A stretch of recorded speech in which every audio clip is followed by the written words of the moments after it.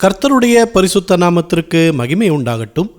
இந்த நாளிலும் கர்த்தர் நமக்கு தரக்கூடிய நல்வார்த்தை சங்கீதம் 18வது அதிகாரம் 29வது வசனம்.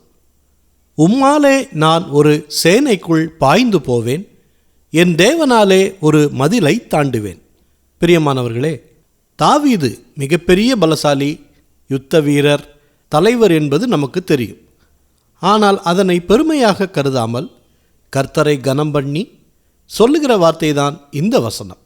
உம்மாலே நான் ஒரு சேனைக்குள் பாய்வேன், என் தேவனாலே ஒரு மதிலை தாண்டுவேன் என்று.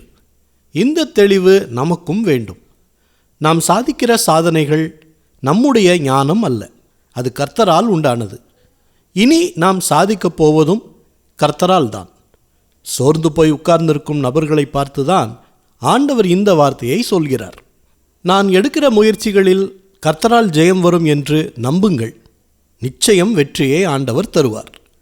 உங்களை கொண்டு ஆண்டவர் பெரிய காரியங்களை வரும் நாட்களில் செய்யப் போகிறார். ஒரு மதிலை தாண்டக்கூடிய வல்லமையை ஆண்டவர் உங்களுக்கு தருவார். உங்களுக்கு எதிராக வரும் பிசாசின் போராட்டங்களில் ஜெயம் எடுக்க ஆண்டவர் உதவி செய்வார். நிச்சயம் வரும் நாட்களில் கர்த்தர் தரும் பலத்தோடு எடுத்த முயற்சிகளில் வெற்றி பெறுவீர்கள். கர்த்தர் உங்களை ஆசீர்வதித்து அவருடைய பலனை நிச்சயமாய் கொடுப்பார்.